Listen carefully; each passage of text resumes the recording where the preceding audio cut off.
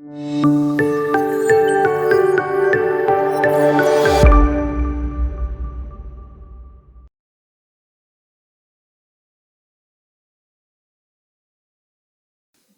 కొంతమందిలో చూస్తాం చిన్న సమస్యలే కళ్ళు తిరగడం, తల తిరగడం చూస్తూ ఉంటాం.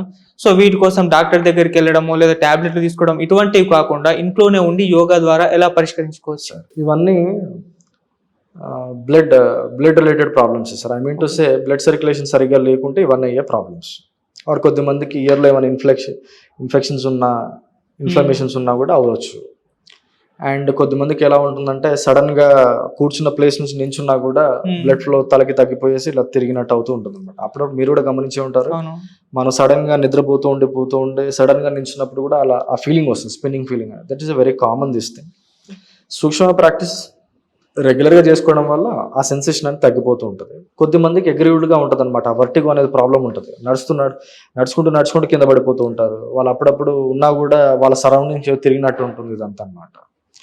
సో ఇయర్స్ ఒకటి ఖచ్చితంగా క్లీన్గా పెట్టుకోవాలి సార్. ఎందుకు అంటే నేను సార్ అని పిలిచినప్పుడు మీకు 50% ఇన్ఫర్మేషన్ ఇక్కడ నుంచి వెళ్తుంది, 50% ఇన్ఫర్మేషన్ ఇక్కడ నుంచి వెళ్తుంది.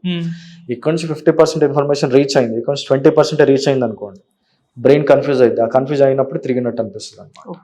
సో కొద్దిమందికి ఏంటంటే ఏదో చేసుకోవాలి క్లీన్ అది అని చెప్పేసి దానిలో పుల్లలు అండ్ ఏదో పెట్టి తిప్పుతూ ఉంటారనమాట. అలా తిప్పకూడదు.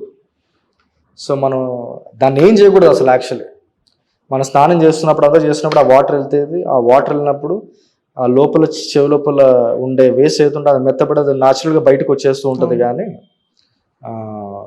పెట్టేసి మొత్తం ఇట్లా తిప్పకూడదు అన్నమాట, ఇట్లా కుచ్చుకొని. ఓకే, ఇవి చేసే వాళ్ళకి వర్టిగో ప్రాబ్లం వచ్చే అవకాశాలు ఎక్కువ ఉంటాయి.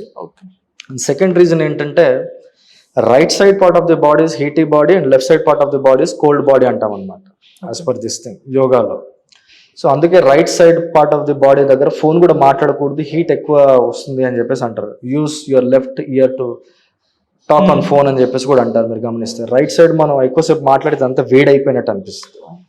రైట్ ఇయర్ ఫోన్స్ కూడా ఎక్కువ యూస్ చేయకూడదు, రైట్ సైడ్ ఇయర్ టాకింగ్ కూడా ఎక్కువ చేయకూడదు అనమాట. ఇట్ లీడ్స్ టు ఇన్ఫ్లమేషన్, ఎక్కువ ప్రెషర్ పడుద్ది. కొంతమంది ఇయర్ ఫోన్స్ పెట్టుకొని గంటలు పాటలు వింటూ ఉంటారన్నమాట. అది చెవు లోపల ఆ సౌండ్ ఎక్కువైపోయి స్ట్రెయిన్ అయిపోయి ఇన్ఫ్లమేషన్ వచ్చేస్తూ ఉంటుంది. మ్యాక్సిమం ఇయర్ ప్రాబ్లమ్స్ వచ్చేది కూడా రైట్ ఇయర్కే వస్తూ ఉంటాయి అన్నమాట. సో ఇట్లాగా ఇయర్స్ క్లీన్గా పెట్టుకోవాలి. మీకు అలవాట్లు ఉంటే లౌడ్ స్పీకర్గా లౌడ్ సౌండ్స్ వినకండి, ఇయర్ ఫోన్స్ యూజ్ చేయకండి. రైట్ ఇయర్తోనే ఫోన్ తక్కువ చేసుకోవాలి.